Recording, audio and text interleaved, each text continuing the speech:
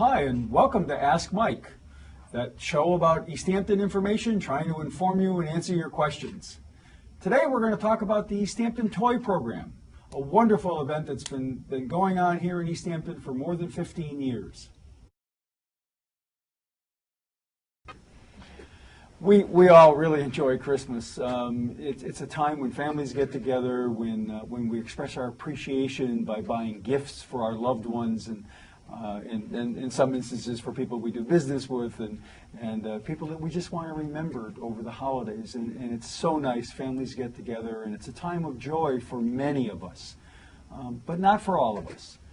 This program was really started by a previous town administrator named John Shimura, who saw the need in the community for families to have gifts at Christmas who couldn't necessarily afford it. I was on the Board of Selectmen when it began, and it was mostly a volunteer program, a little bit of cooperation between John and some members of the police department, and it started as a used toy program, but quickly accelerated into something much more than that. Today we provide gifts for children in East Hampton who are 10 years of age or under, and whose families are just not in the position to be able to afford the kind of presents that we all want to give and receive at Christmas time. The program is operated strictly by volunteers here at 50 Payson Avenue, the municipal office building. It's jointly managed by my assistant, Karen Cadger, and the personnel director, Risa Riggett. And they organize the volunteers and determine the purchasing and actually do the shopping for these children's toys. And the toys are really bought with a lot of love and a lot of interest in making sure that we're giving children toys that we give our own kids. And so it's a wonderful program from that perspective. And it really tries to put Christmas into the lives of folks here in the community that may not be as fortunate as some of us.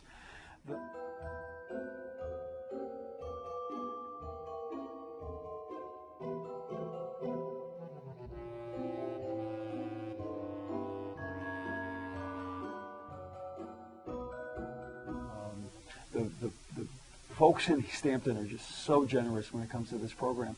And everyone here in the building is supportive of it. We use a vacant office as Santa's Toy Shop.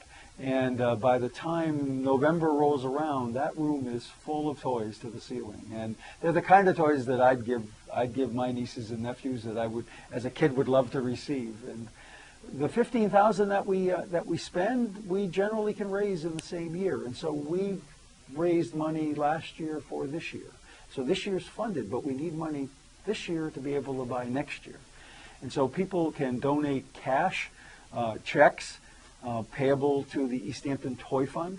We take donations of wrapping paper, new wrapping paper. If you're interested and you really can't afford to give up money because your circumstances aren't as good as they could be, then donate a roll of wrapping paper.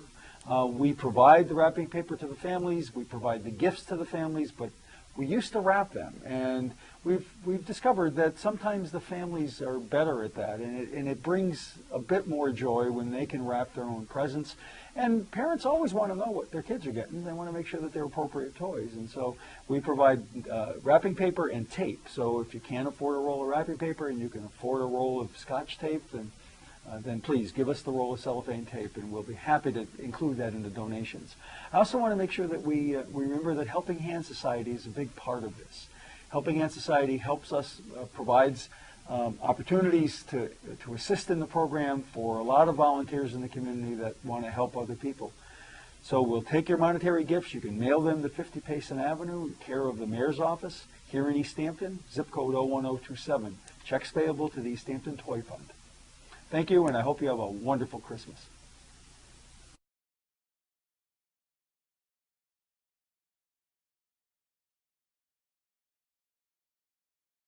Hi, I want to take this opportunity to thank everyone who endured October Storm Albert, all of us in the community that went through that week-long ordeal of no power and cold weather and all the trees and brush that came down and all the brush that's still there. I certainly hope that all of you have managed to get through that and have recovered to some extent. I want to say thank you to the staff and to the individuals and organizations that helped the city respond during that crisis.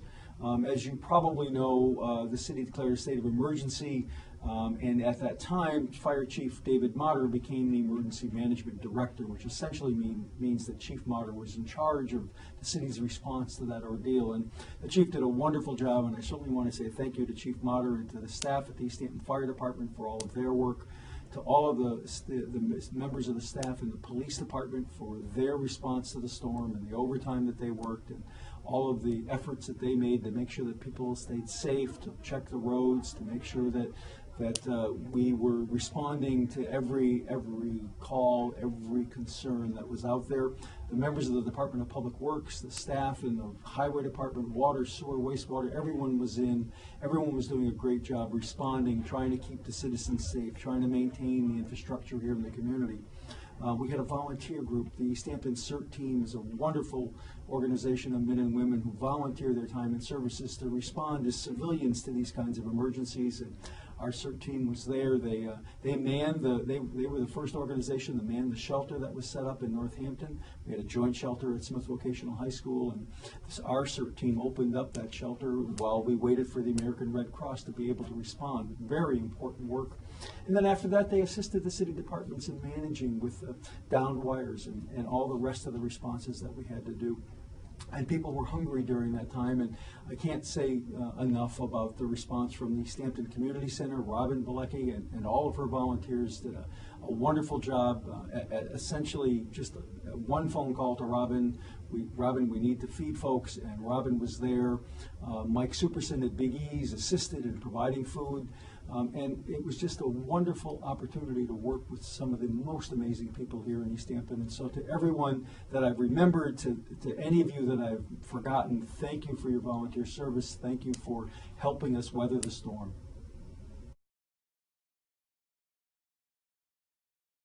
Here's a brief update on the status of the water quality improvements at Nashwanik Pond. You probably recall that we are repairing by dredging the siltation basin on Broadbrook and the weir that's on Whitebrook. Those are two devices that keep the sediments out of the pond.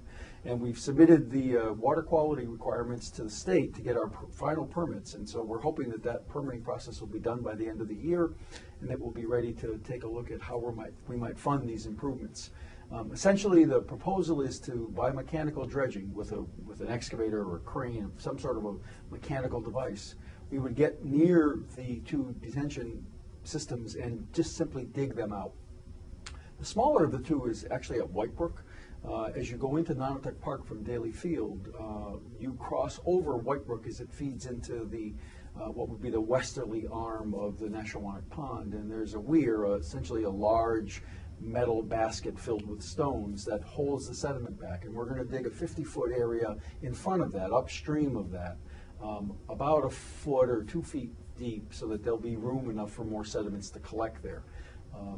Whitebrook has very low flow times of the year, and so that work will likely be done in the summer when there's very little flow in Whitebrook, so that we won't really disturb the environment, and it'll be pretty easy to handle. The Broadbrook detention basin is somewhat more sophisticated. It's a fairly deep, sort of an oxbow or a U shape in the stream that collects sediments, and that is about 4 to 5 feet deep, and it's beginning to fill. It's almost full now of sediments, and so that has to be mechanically dug out, much larger equipment, and a bit more sophisticated kind of work to divert the brook. The brook is going to have to be pumped around the work site, and so again, wait probably until midsummer when flows are lowest, and then that project will move forward. But the permitting is what we're working on now. It looks like we're getting to the end of that process, and that permitting will be in place very soon, and we're hopeful that we'll be able to find the funding and move the maintenance projects forward. And these are kind of the projects that are going to be completed on a systematic basis. Every 5 to 10 years, this kind of work is going to have to be done, and so we're hoping that these permits that we're putting in place are really going to allow us to be able to set some sort of a continued maintenance program moving forward without having to go through a long process to get the permits again.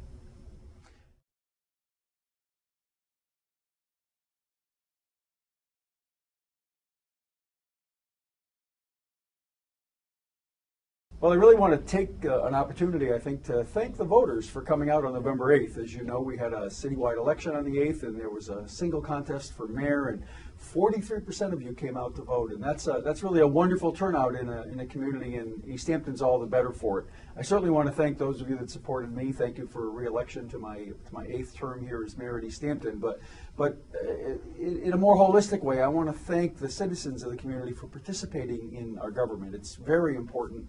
It's necessary in order for us to be able to move forward. We need to understand where people's concerns and where their thoughts are and how well they support whatever issue becomes in front of them through a vote. I mean, we had a wonderful turnout for the high school override. We're moving that project forward, and it's because you vote that we can move forward as a community. So I really do want to say thank you to all the voters that came out on November 8th, and remind those of you that didn't make it, that other 52% or so, 57% or so, that you too can participate. So thanks a lot. Well, this is holiday time, and I really want to wish everyone very, very Merry Christmas, Happy Hanukkah, Feliz Navidad. Chamber of Commerce sponsors a holiday stroll, and that's going to happen on December 2nd. Wonderful event. We light the Chamber lights the downtown on that night, and actually it's the first official duties of Molly Bilecki, the new distinguished young woman of Greater East Hampton. And so Molly's going to light the tree on Neshowannock Pond on December 2nd. Festivities start at Maple Street School, and they wind up at Pulaski Park, the town common in downtown, for hot chocolate and Santa Claus. Santa Claus comes courtesy of the East Hampton Fire Department, rides in on our new fire truck, and the hot chocolate is sponsored and provided by Jeff at Silver Spoon Restaurant in East Hampton. So for your holiday stroll, come on into East Hampton on December 2nd.